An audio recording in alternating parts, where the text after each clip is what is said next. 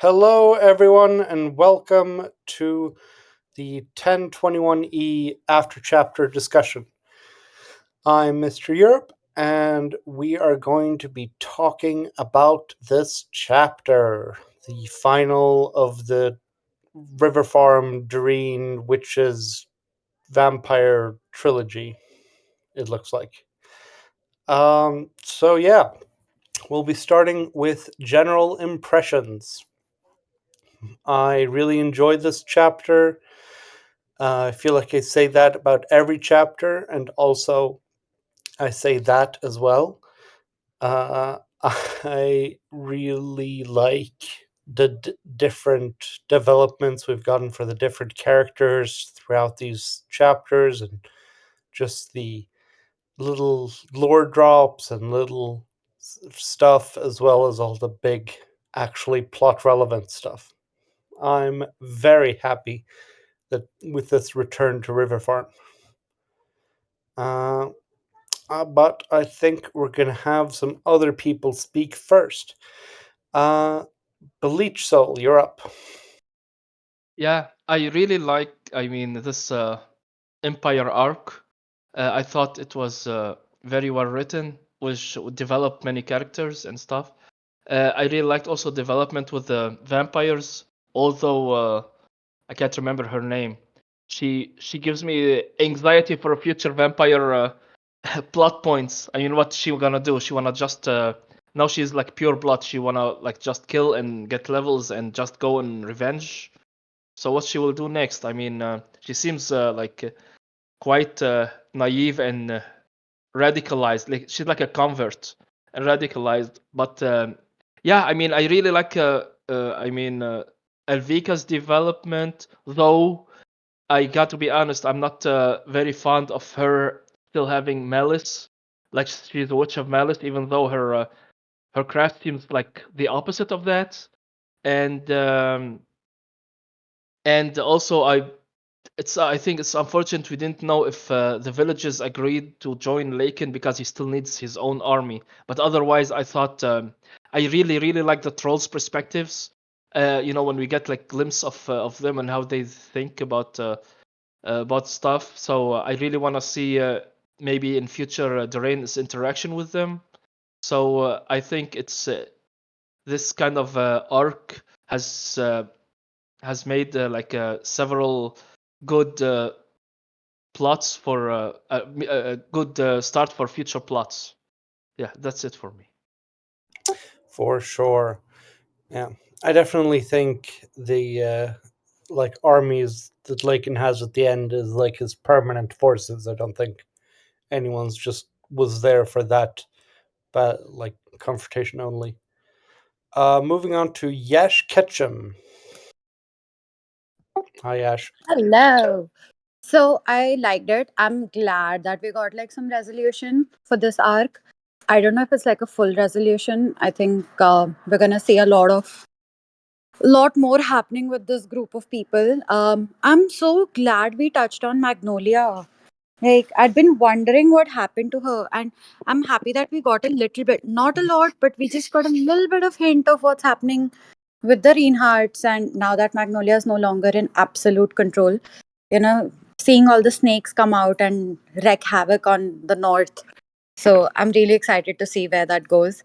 The whole vampire thing, I'm obviously killing vampires for no reason is like a very bad thing, and they should be defended. But at the same time, some checks and balances should be there. And the way it was with Selfids, we touched on that as well. So it's going to be very important if you want to have peace. If you want, because people like Delaney, House D'Artagnan, even House Byers, even given how reasonable they are, unless you present them with a plan, their instinct is going to be annihilation. So I think people who are pro vampire should really start working on a plan of coexistence as opposed to just saying no, killing wrong. Because they have some very valid points, at least in their head, they're justified. So unless you can make extremely rational arguments that even they cannot refute, not a lot of headway is going to be made in this. So that I loved the posturing, like Lakin. I loved how quickly he was able to work. I mean, somewhere I knew that Want is going to want to become like an ally of the Empire. I'm glad that it has finally happened. That just means that Alevika is going to be doing a lot more in Kevont. That's just going to be really funny. Oh my god, the innkeeper, the buzzkeeper, I'm sorry, the buzzkeeper called Honey.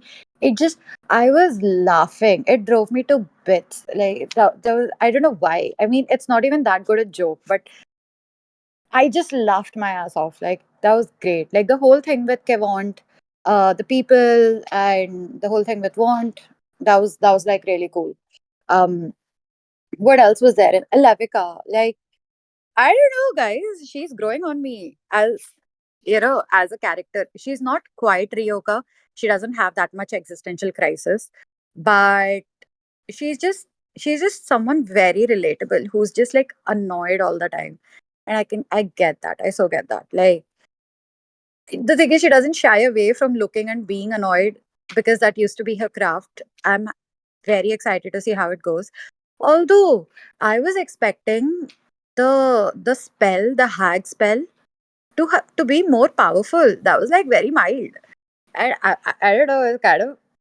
It was a bit of a letdown because I wanted the spell to be like a lot more powerful than it was. But okay, now she's got like double charm or whatever, so double speak. So I guess the intensity of those spells is going to I guess it's now double of what it was before.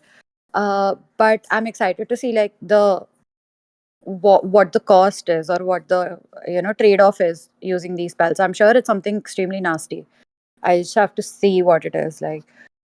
Uh, but yeah, overall great chapter. I'm glad we got to see a lot of characters that had been missing from the main story for a while now, like Rafema, Teriak. Um, we got to see some of the Northerners like Gralton. Yes, he'd been talked about, but then we hadn't really seen him in the story. And we're getting to see a lot more of House D'Artagnan, and that's going to be interesting. It's easy to paint them off as, like very normal villains, but I'm sure Pirate is going to introduce nuance to this as well. So, overall, great chapter. It read faster than I would have expected it to. Like, I was expecting it to be a long read, but I just found myself going through it very quickly. So, great writing, fit the tone of what the story was trying to say. Overall, great chapter. Thank you for your input. Gash, I would say that the biggest difference between Alevika and Ryoka is that Alevika doesn't immediately abandon all the children she comes across. Uh, Action Kermit says, I want to see Sitar That's Silver. me. We'll come back to you. Uh, That Action was Kermit a says, great burn right there. yeah. Action Kermit says, I want to see Sitar Silverfang do historian stuff to figure out what's really going on with the vampire situation. To Yasha's point about surprising weakness of the hag spell, it was only one word. I suspect the spells cast using Aklat Voon language can be made stronger if you speak coherent sentences or poems designed to amplify or reinforce the meaning. And yeah, it's a cantrip kind of little spell. We'll see more about what they do. Mafia Hamster, you wanted to speak. What again? You wanted to speak. Oh, yes. Um, I think the chapter was alright. The whole arc is, when I have to rate the whole arc, it's like maybe 6 or 7 out of 10. I didn't really mind reading it, but my my heart is still at other characters, to be honest, and other arcs and other plotlines. And now we've gotten this arc, and yeah, why not? Seeing Lakin being the German oppressor is was nice. It was kind of cool. Uh, that he is not just like playing emperor, but like maybe being a bit of an emperor even. or having an emperor moment, or not just like an overzealous administrator. That was cool. Elvica is definitely was for me the highlight in this arc. Her her whole character development, uh, her whole what she did was I just enjoyed everything she did in this arc. It was fun to read. I always was the cantrips are overpowered, by the way. I always start fights with cantrips if I can, because they can be really useful if you know how to use them correctly. You can bullshit many DMs with that, and she just showed how to bullshit with um, cantrips, and I like that. Yeah, that's basically it for me. So was alright. Let's hope we go back to other plot points. Presumably, we're on Rag's next chapter for the poll chapter, but Oh yes, that is a plot point I can really stand behind a bit more, in my opinion. yeah. It should be noted for the recording that Mafia Hamster has admitted he hasn't finished the chapter. I So have. shame on him. eh, But yeah, Whoever edited this chapter, scratch that. thank you very much for your input. Kel says, Troll lore. It feels like this is setting up Doreen meeting her father's people and the Order learning all sorts of things and or getting access to somewhere important. Doreen and Kawisa, I don't know, got their fires. I love how the flames are complex like the emotions they're based on. In RE Alevica, in regarding Alevica, it feels like we're waiting for the shoe to drop on what the cost of the hag magic is, and I wonder if she can't really get away from malice while she's using it as the hag queen's, while she's using it as the whole hag queen's thing is malice. Yeah, the uh, troll thing, I was not sold on it on the first chapter with the mine, but it's looking like the secret kingdom of trolls is here to stay. Um, Part-time goose or part-time hermit, whatever his name is now, can't read it. I'm just really disappointed this line was removed in edits, and a screenshot of pirate writing, then Alevica Brie leaved, as in the cheese. It is hilarious. Cheese puns are always good. Bleach Soul says, just because you don't like a character does not mean you should rate it low. This arc had huge progression for several plots and characters. And yeah, I agree, but people like what they like. Samu, you're up. Yeah, so I liked the chapter not quite as much as the last one. I'm not sure why that is exactly. I just didn't feel as good after reading it as the last chapter, but it's still pretty good, and we got to see a lot of stuff that that I really looked forward to see. For example, we've seen the witches show some teeth because we didn't see much action from witches so far, and now we've seen Eloise go to the rescue of Falerica, which was great, I think. And then also the check-in with the high passes, Magnolia and Crusader 57 and 53. That was just great side characters. I love them all every time they show up. So yeah, and I think it was a really good conclusion to everything, and we really got to see the new power balance basically between the vampire hunters and the defenders in this case, but also that it's not just black and white. Pirate, as always, did a very good job with showing that the order of the Clary Fields is not just all insane vampire hunters, but there's also others in there that don't quite like how it's going all the way. And the introduction with the adventurers is the same. That it's not just that people are mindlessly flocking to the cause of vampire hunting. Some do, but not all of them, and some think it's a slaughter. So I really liked how that got shown through those scenes, that it's not uncontroversial what's happening there. Yeah, so nice chapter, definitely. Personally, what brought this chapter up was the complete crushing of the idiot knights, and seeing one of them get stripped down by skill and then kicked in the balls twice really did it for me. Speaking of which, we're going on to our first question.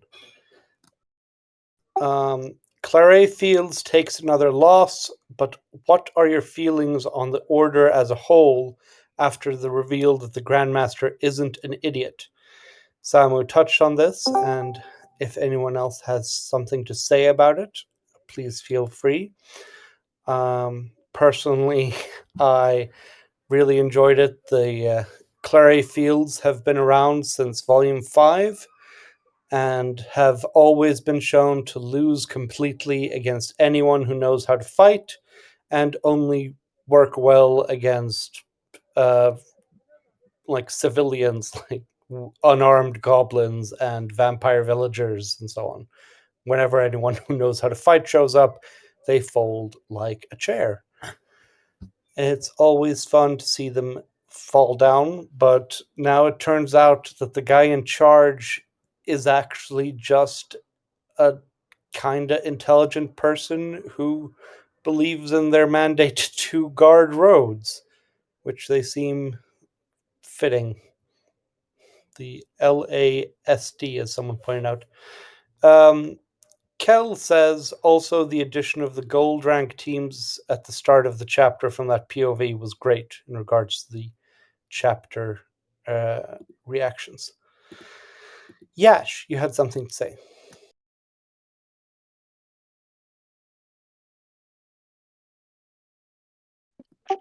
Sorry, took me a while to unmute myself. But yeah, I think Clary feels we're gonna see the split. I think we're gonna see like a new night order that's gonna be funded by like the D'Artagnan and maybe the buyers. But we're going to definitely see a split, like a very big split. There's gonna be like a civil war thing where the Clary fields may end up allying with Lakin, and the other side then you know sort of boosting Lakin's numbers, and or they may decide to like move their base to River Farm or something like that, because it's only a very foolish night order will not use the eccentricities of the unseen empire to their advantage, like the kind of ambient magic that's there, their alliance with the Fae, and so on. I think this guy, what was his name? Something with N, Lord N, or Commander N, or whatever his name is. But he's gonna see a lot of value in allying with Lakin, and we're gonna have like a civil war sort of a situation, or at least like political issues coming in. We might see the Reinhardts get more involved in this.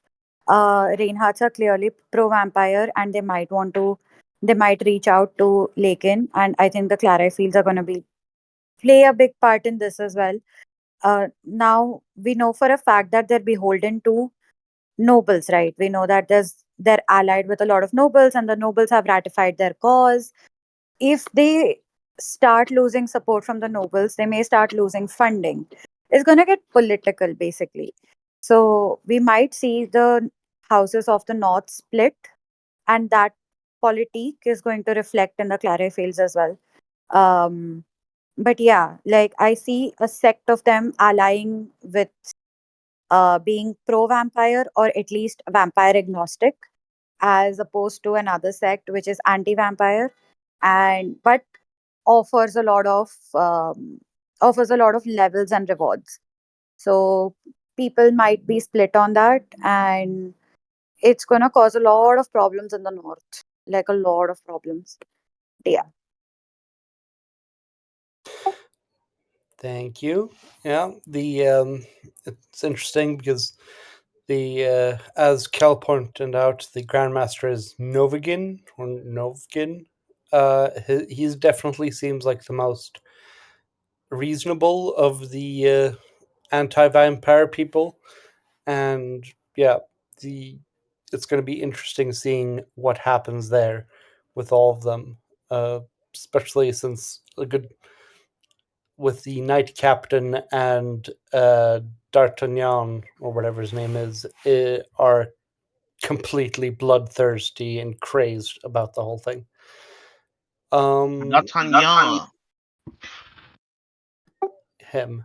Uh, we're moving on to Bleach Soul. Yeah, I mean, we have witnessed that the leadership of several orders, like the Order of the Season, also have seen, beside of Rame, I mean, the Order of Season have shown also to be quite like moderate, not just go and slaughter everything and everybody. I mean, they have shown like they look at the situation and context and evaluate it instead of just everything is black and white and just kill them all. So it's not the first time we see that. So yeah, I mean, it's quite nice to see the different perspective of the Knight of the Clara Field, the Order of Clara Field, because they have like differences, and probably it will lead to maybe the Knight Order becomes two. Some of them, like the extreme elements, will go with the Knight Captain, while the others stay. The logical ones stay there. I don't think there will be like a place where knights can act on their own, and just break in rules all the time without consequence. Um, so I do believe, though, the action of the Grandmaster have shown quite the wisdom and the clarity that he should have. Like a leader. He is a leader in all sense of the word. So that's great to see. That's it.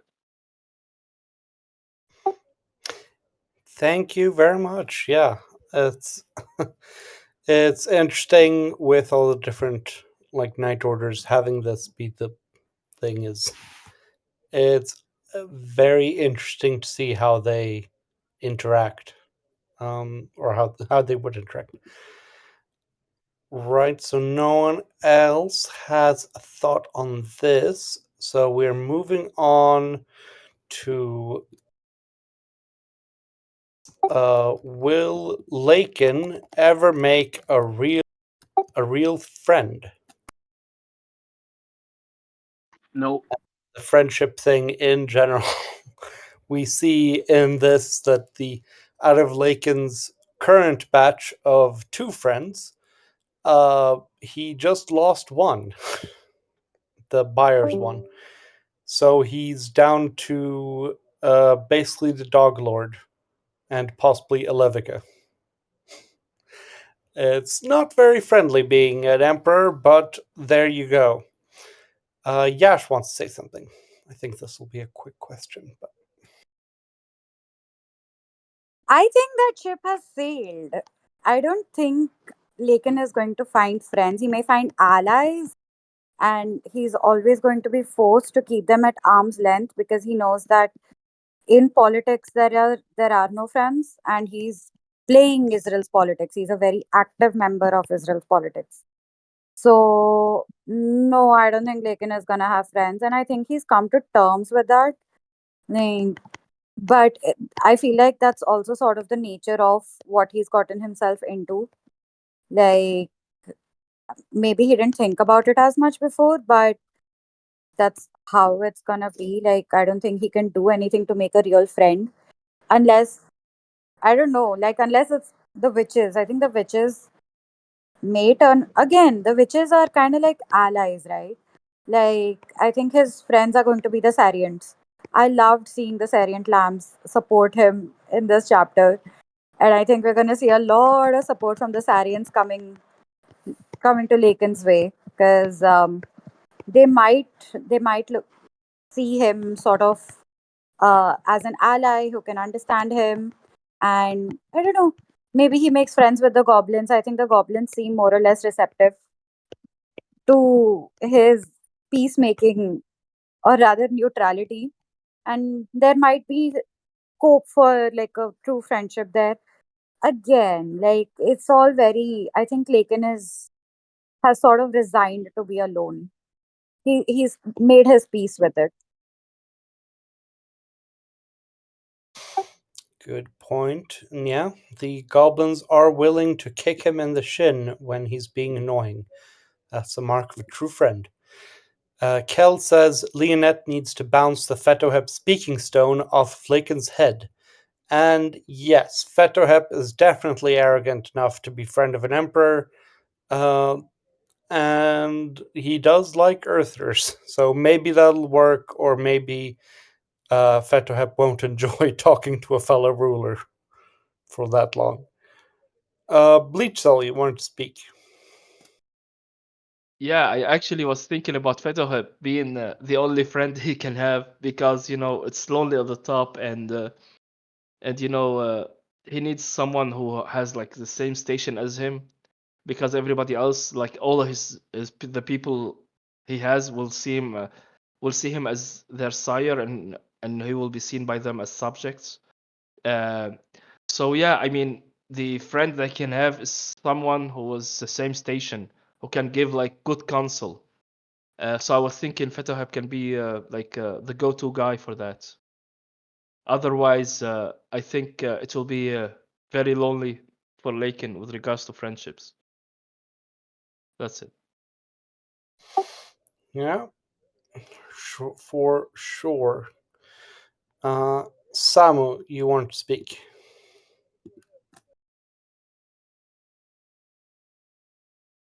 Samu?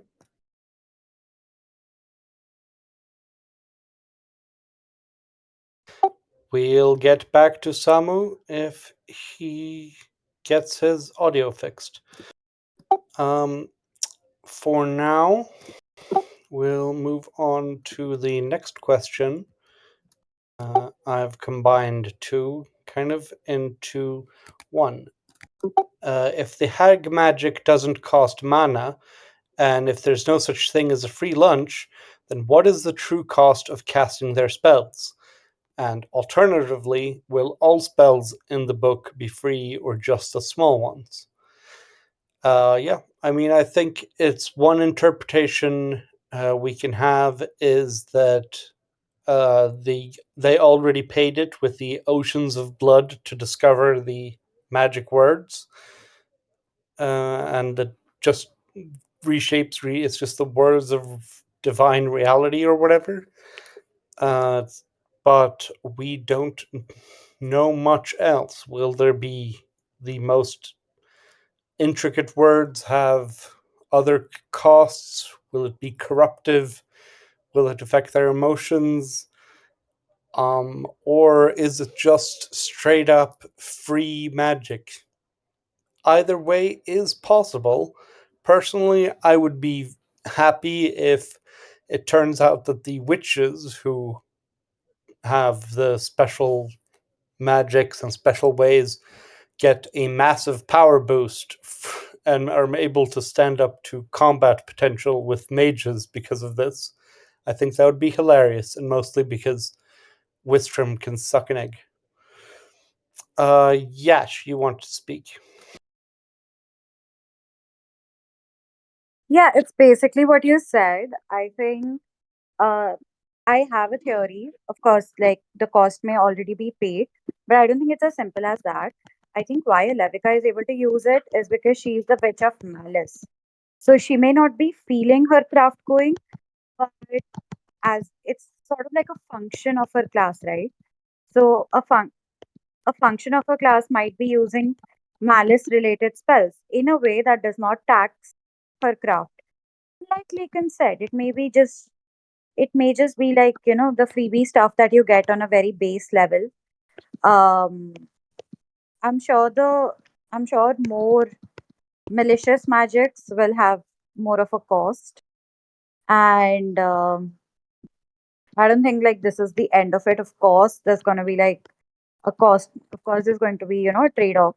Um, but I feel like it's this magic is something that only witches are able to use for a very good reason, and it might just be that only witches who are negatively attuned, like I don't know what Thalisa's craft is, but witches like Thalissa or Mavika, Alevika to an extent, they are able to use this because they have like superior access to people's negative emotions, and it doesn't go like it won't work for every witch. It's gonna work for certain witches, if that makes sense. For sure, yeah. Interesting. I mean, it's hard to accept that all of the stuff in it is going to be completely free, and yet there's definitely the old hags were definitely uh, death aligned and like negatively aligned thanks to Casigna. So it is going to be interesting. Fabian says, I suspect that the spells age them, slowly for lower tier, but perhaps a lot for higher tier spells. And yeah, that would also be a pretty good way to game it if they worship the goddess of death and then get closer to death by casting the spells. That'd be a pretty good way to do it. Of course, it would be absolutely cheating for golems or for uh, half elves, even, or other immortals to learn how to cast those spells. We're just to jump back to the previous questions. Samu, does your he doesn't need us to go back. Never mind then. Then is Brack writing something? Typing for a second? While he is typing, I would like to say that it's going to be very interesting to see if this is like the basic tier 1 spell or tier 0 spell. It's going to be very interesting to see what they come up with more studying of the book. Brack says the standard cost to warlock spells is a connection to something or someone they probably shouldn't be connected with. So maybe an alignment of sorts with the hag world. That is interesting.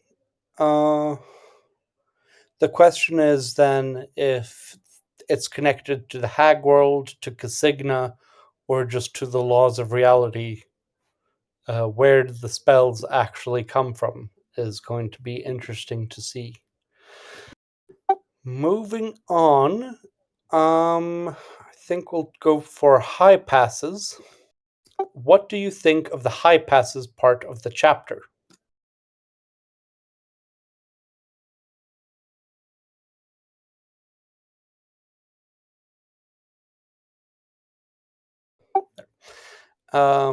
Personally, I say we let Bleach Soul start us off on this one. I really liked it because we always heard about the passes, the high passes, and all the monsters that live there. So it's really good. I really like it that we are expanding the world over there and seeing what kind of monsters live there and why is it so dangerous. So it was really, really well done. The pass mall seems like quite dangerous and it's like well deserved with their names. Like the threat level. So it's really, really great for world building and for something that I was curious about for a long, long time. Thank you. Thank you. But yeah, it's definitely interesting. We've seen some glimpses from the goblins and some stuff, a little stuff from Teriarch, of course, but the most we've seen of regular people in the high passes was just Ryoka running in like a goddamn madman.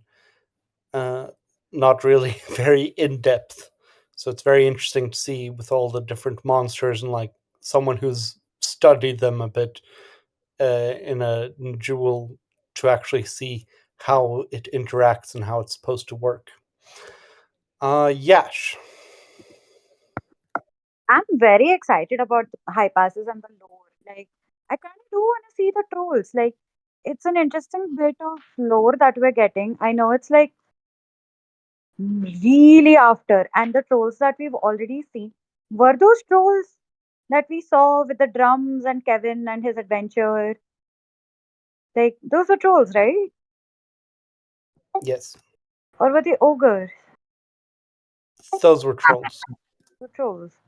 Yeah, so they clearly have like a civilization going on, and it may just be that some of them have hidden, like the Raskar hid, like some of them hid like really deep in the high passes. Of course, we're gonna see an entire arc with Durine figuring out her ancestry, figuring out the troll powers, all of that. It's coming. Like it's been established, it's coming. But I think the high passes are going to be a bed, like a scene for a lot of action. Like we're seeing Magnolia there, we're seeing Zern. We have Crusader 57, who is such a delight to read every time. I mean, my goodness, he takes sass mouthing to like a different level. Like, I just love reading Crusader 57. Crusader 53 was nice. Um, oh, then yeah, we got to see Anther meet up with his people. That was very nice.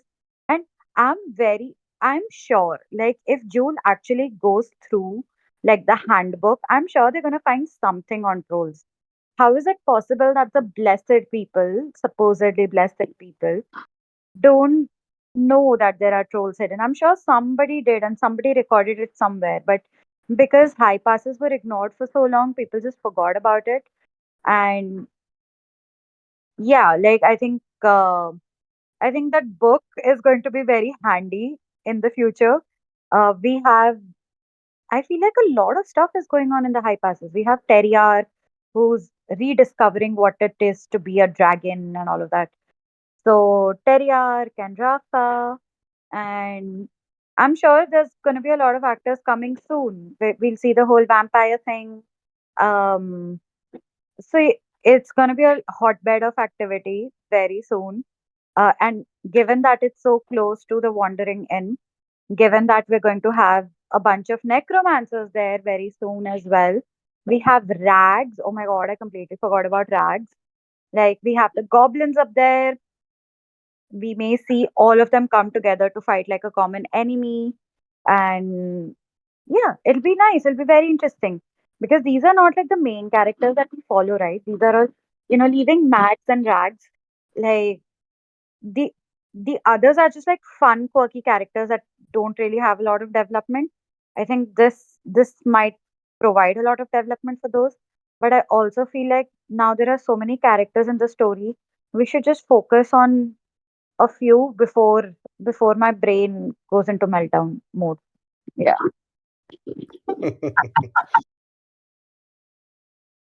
Yeah, it's always nice to see all the people coming back. Hard to cover the entirety of your response, but I agree with all of it. Oh, there was also a mention of doors. Like the trolls were talking about some kind of doors which allowed like free access through the high passes. I wonder what that is, and I wonder if it's gonna that'll be very, very fun. I wanna know more about the doors.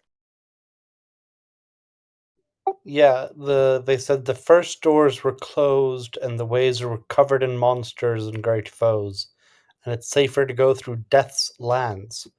It's hard to say what it's all about. I thought originally that it was going to be that the Death's lands were about the crossroads or something like that. It It's possibly it's underground. We don't know Death, how or it might be far. of days. Death's Lands, I think, is basically the Lismore Basin. I think they're talking about the City of Graves. And I think the door might be to the City of Stars. And we might see our Star Knoll come back. There are many different possibilities.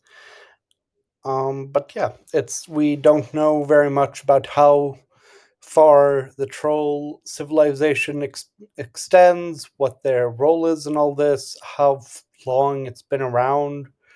It's a lot of unanswered questions to this.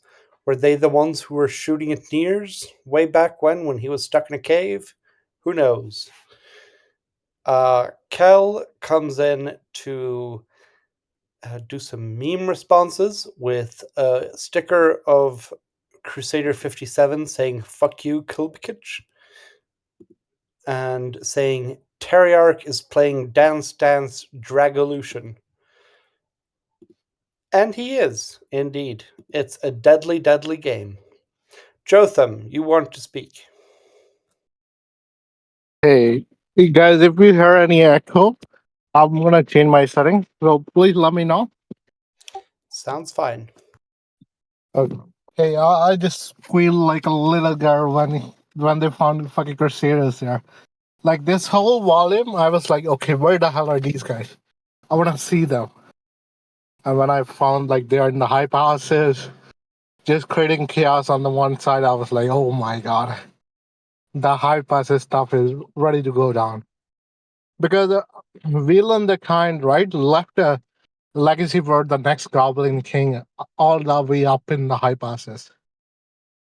So I think we may get some headway towards that side. Like that may get explained a little bit more. Really excited, like what part gonna cook up with this section, and I think this may be like a powder keg ready to blow up. I hope so. Something will happen. Like if they're gonna go through the high passes, I want this story to just be absolute bonkers. Just go for it. That's all from me.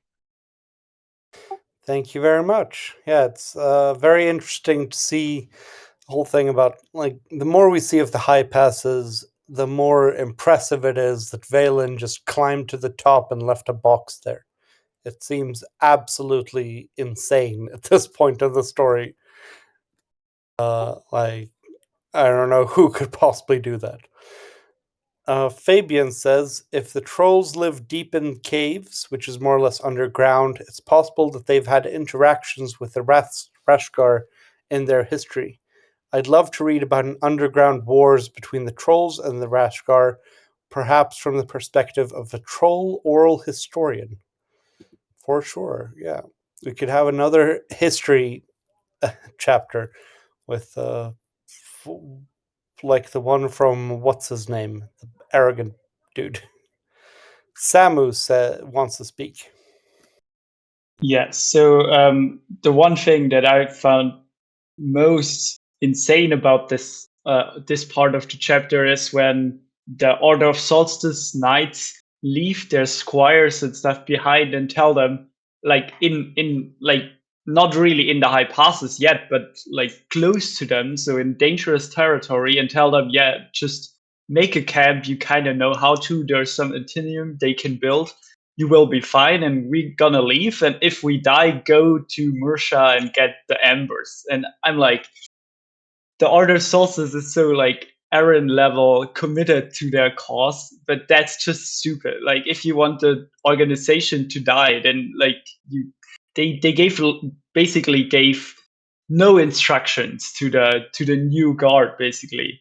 And I found that hilarious, but so hardcore at the same time. If you're like telling people, yeah, you're the leader of those squires now, or you're one of them, but you're also the leader. But yeah, if you have problems, if you need a flame, go to a little null girl and everything will be fine, more or less. That was so, yeah, funny and hardcore at the same time. But Norman is an intense guy, so yeah, the rest of the high pass very interesting in general. I mean, I've already said that I love the Antinium, but also the Reska Ressa duo. I think I would love to see Reska go out with Ressa on like how to do mage assassin stuff, kind of training tour. That would be really fun, I think. But yeah, it's really interesting that the Drakes also work on clearing the high passes and that it's not just a Magnolia effort, which is pretty cool. And that she shows up there personally and takes part in the whole endeavor is like really, I think she's a good leader being there in the action, which is cool, I think. And then, of course, the small queen being trigger happy as always is she's also I'm not really sure what I should think of her yet. Is she really insane or is she kind of a cool kind of insane? But with the small queen, I'm most on the fence there. Yeah, that's all. Well said. Yeah. The Jotham says, "Damn! Imagine the ultimate drummers showdown we can have." Yeah, I mean, Israel needs some musicians because currently the only one they have of any note is Numtongue, and he's not only disappeared but has crippling stage fright. So we need some trolls up in here. Also, I wanted to say to Sam's point about stupidity, as Crusader 57 said, "Are you stupid? Wait, you're Aaron's knights. Of course you're stupid." Summing up the situation. And I think Fabian's or Sama says, "You forget Barel, isn't he Israeli?" Well, he's in Shandar, so. To just in case someone wanted to say, follow up on the Mag's point. Mags is ignoring the madness and going right ahead with the plan to make peace with the Drakes. Do you think she's making the right decision? And this is regarding her, just the Reinhardts are running amok, the vampires are being hunted down, everything's going to shit up in northern Israel. There's a Drake going around digging for stuff, and Mags is just ignoring all of it and going ahead with her big peace plan, just taking the Drakes up. She can't even be bothered to getting some humans to do it from the north as well. She's just focusing on getting it started. And personally, I like that she's just saying, I started this is the big work of my life, I'm just going to do this. And yeah, she's gotten the Seventh Hive involved. She has some Oteslian Drakes and various others to get this project working. And I wish her luck. I hope she gets a win. Bleach Soul, you're up.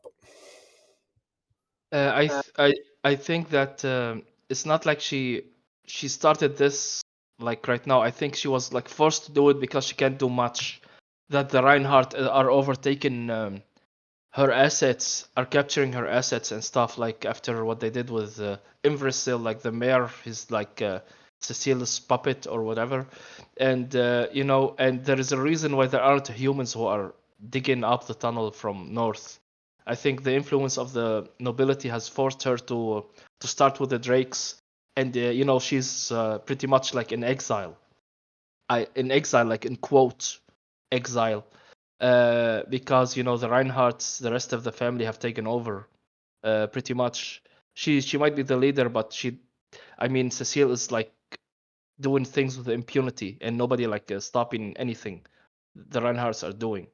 So I think she was like forced to start this because she has no other uh, outlet to do other things uh, because of her family had taken over. That's it. Yes. Good point. We're moving on to Yash. I think Max is in like major cope mode. I think she was she's comfortable when she knows she has all the pieces and all the aces up her sleeve. When somebody, I don't know, just flips the poker table, she's like, oh shit, now what do I do? So I think Max is in a mode where she's sort of like, damage control mode. And she's like, okay, I can't afford to get frazzled. I need to find a project and start working towards it, get my bearings in order, and slowly start making plans to tackle with it. So she doesn't want to sit idly by, but she's in no way given up. Um, I got the feeling, somewhere after the fight, like after the battle, that maybe Max is like down and low, and it's gonna take her time. And I think this is the time. This is her taking, in her own words, a vacation, or may not in her own words, but in her own right, a vacation, a well-deserved vacation in the high passes, where yeah, she's just trying to get her affairs in order. No way is Mags now like a background character. I want a chapter that's all about Mags, like what she's planning, how she's doing, what she's doing with Teriak, because she's got two aces up her sleeve right here. She's got Teriak and Rafa. So yeah, like by no means has Max been completely defeated. I want to see the showdown between her and the rest of the Reinhardts. And I think we're going to get that. Maybe not this volume, but I think next volume we're going to have like a more Reinhardt's focused storyline. Thank you for your point. Yeah, it is interesting. Personally, I just like that she's, for once, we're getting kind of a Drake win here, in that she's decided that Drakes are the ones who are easiest to make the peace plan happen. Fabian says peace with the Drakes is probably the number one priority for Israel. A continental war would drag everybody in and result in a vast number of deaths. I'm 100% Team Magnolia. She's based AF and has her eye on the prize, which is peace, prosperity in the long term. Very well said. Samu, you're up. So I kind of disagree with the previous speakers, because I think Magnolia is more on top than you would think, even if it seems like she fled northern Israel. I mean, we still see her following the major things she wants to do. So she's hiring Antinium, so and the Antinium thing is like one of her big things, that they should be united. Then she's clearing the high passes, which is her big public project. She gives information to Sevara about the Bloodfield raiders, or about legal issues in general, and stuff. We've heard about a maid or someone give Sevara information, and that's probably related to Sevara working on the Bloodfield blood feast raider issues. So Magnolia is still like very much following all the big things she had in her eyes that we know of, and that's why I think Magnolia's as on top as she could be. Maybe she's a little bit inconvenienced about the other getting some holdings and stuff like this, but I think she's sitting, or she has a far better standing than you would think, and that she's not there is more a smokescreen to all her enemies or whatever, because what we definitely know is that she's one of the highest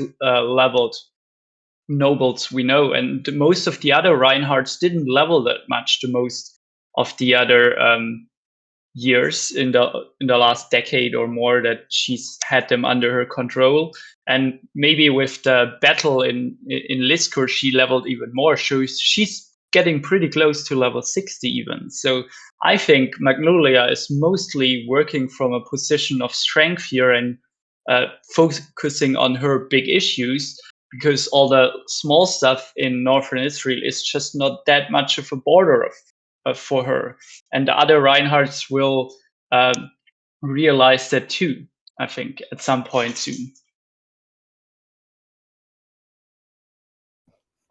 Yeah, I mean, it is a good point. She may not have control of her family, and like their Reinhardt's running around and things are getting fucked up, but she does have her fingers in a lot of pies. Jotham wants to speak. Hey guys, I think but like when she relieved the control on all the Reinhardt, like they were ready to have a showdown with her. I think her temporarily getting off the main stage and just going to the high pass, lay low, let all the Reinhardt spread out, do their own thing, start focusing upon their own stuff. So like whenever she wants to decide to strike back, she like have a better chance. Like they're not grouped out for her to like have a showdown with them. Like whenever she ready to strike back on them or like get them under her control back, like she will have a better chance. Like right now they're expecting her to strike back. So like it's much better for her to like just take a step back, do her own thing, get things done, get strike from position of power. Like the more she waits, the more damage the current Reinhardts will done, right? Like the more chaos they will create. Like they have a reputation of being a fucked up people. I think people need to be reminded, like, why do they have reputation like that? I think, like, we will see. We will definitely see her taking action, and she gonna nail them. I think so. Like, she's very savvy lady.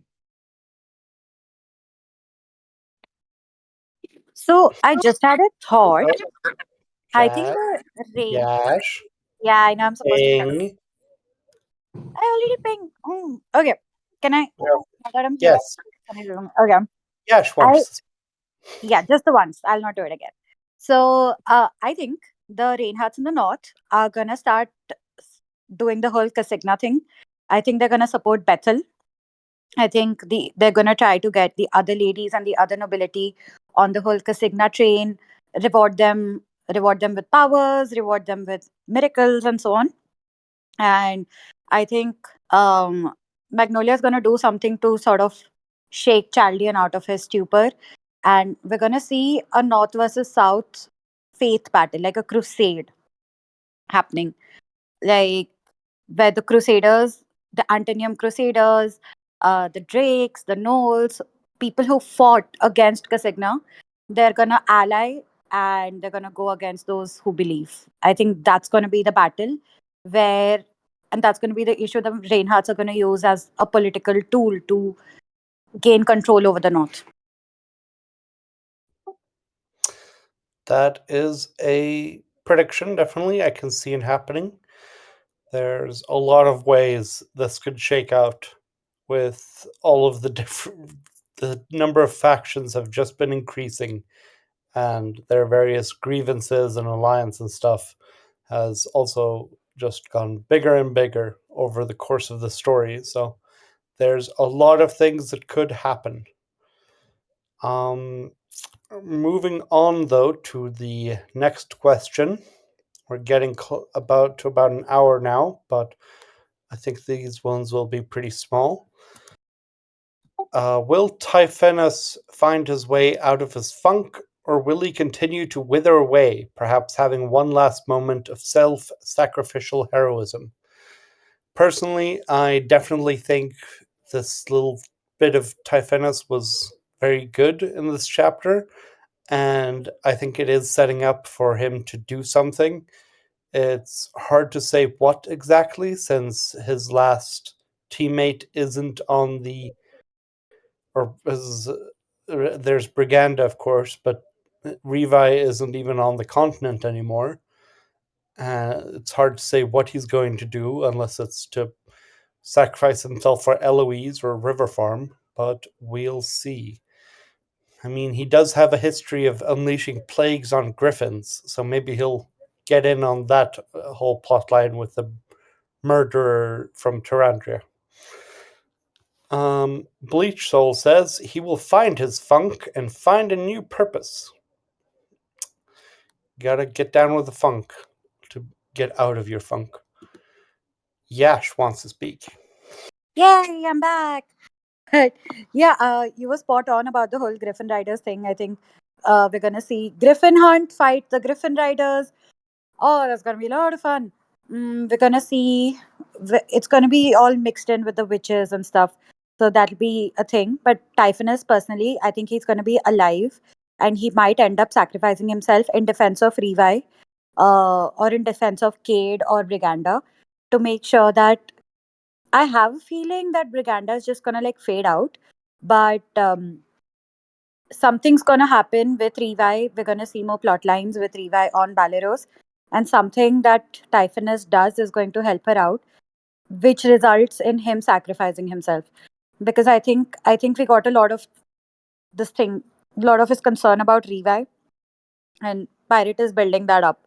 So Typhonus is a goner for sure. He's on his last legs for sure. And he's just waiting to die. He's just waiting to make his death as meaningful as possible. Yeah, I mean, it's interesting. He's involved in like the Revi plot, like the Revi and Griffin Hunt stuff, and the Israel Underground stuff, neither of which will probably be relevant for a bit. So it's interesting to see him being all mopey and, oh, I'm going to die. But personally, I feel like it's going to take a while. We have some people typing, which we'll probably get to. And then we have one last question for the discussion. This, as I'm vamping and seeing if anyone wants to speak. I think I'll just start posting this. We are ending with a banger. Fabian, if your comment is regarding this question, we can go back to it if you want. Oh, no. Thalissa really takes go big or go home to another level, doesn't she? I did not write this question. Someone else wrote a Thalissa question. And I am very happy that other people are talking about Best Witch, the best witch in the entire story, Thalissa. Kel says they were the ones who said it. So, we are seeing if some people want to talk. Kel says it was them. Bleach Soul says yes. Yash Ketchum, he wants to speak. Okay, you're gonna hate me a lot for this. Don't hate me. I still love you. But I still don't remember who Thalissa is. And what did she do in this chapter that was so badass? I mean, it was just what every other witch was doing. Like, I don't get it, guys. Am I missing something? Is there a badass factor that I'm not? Did I like skim over it? Did I like read it when I was sleeping? I don't. Illuminate me, please. How is Thalissa like go big or go home? Thalissa is very, very cool. Toast, just This is just for the meme, but yeah. Just me though. yeah. But yeah, Thalissa did. It was implied that Thalissa slammed a tree into the middle of the nights and then just started throwing around and being a general badass. And also, she has a cool cape and a huge hat, and which let Lakin talk to the Syrian lambs with the cape. Her broom, as Kel pointed out, her broom is literally just a giant tree. Fabian wants to just quickly jump back to the previous question. I have known a lot of elderly people who have suffered a lot of losses in their lives, and sadly, it's super common for them to more or less give up, like Typhonus is. Some find new purpose, but they are the exception. I think if realism is to win out, then he's going to continue to be depressed and purposeless, and then in the end find some great purpose to sacrifice his life to. Sad, but true. Hermit says, if a vampire sucked her blood, would she be Thrallissa? And yes. Yes, she did. Yes, she would. That would be her name. Jotham, not entirely sure. You're saying, yes, you did, lol. I'm not entirely sure to which part. I'm assuming this is one of Yash's parts. Fabian wants to agree with Yash and says to barely remember Thalissa. to explain to audience listeners, Thalissa appeared in about 3 sentences in volume 6. I wanted her, and she never actually got shown. Then Pirate edited that volume, or that section, and removed her entirely, and instead introduced her as a new character in this volume, in the last couple of chapters. That is all of Thalissa in these chapters, really. And I have been a fan of her for many years and willed her into existence. So I'm indulging myself and bringing her to all of your attention as the best witch. Samu, you want to speak? Yeah, earlier, after someone mentioned that the head, I remembered that I think it was last semester, last chapter, but also in this chapter, that it was mentioned that her head is made out of other witches' heads. And this is the most intriguing part about her. I also forgot what she did badass-wise this chapter, I must admit, but the whole thing that her head is made out of other witches' head makes her like, it's so, yeah, I'm really looking forward to why exactly that is, if that's she's seen them all die and stuff like this, but that's really intriguing me, what kind of background that has and what it gives to her to use other witches' heads as her own apparently very big head, kind of. And that's why I think she's a badass more than riding a whole tree as a broom. That there is something there that I'm really looking forward to understand in her philosophy as a witch. For sure. Yeah, there's a lot to be said about Thalissa, from her giant broom to her giant hat to her cool cape. Thalissa is all, and Thalissa is great. And with that, we have reached the end of our discussion. We are out of questions, and we are just over an hour, so this is perfect. I'd like to thank you all for coming here, for being part of the discussion and being good sports about it all. And I want to admonish Kel and Yash for not following the rules. Thank you very much. Bye.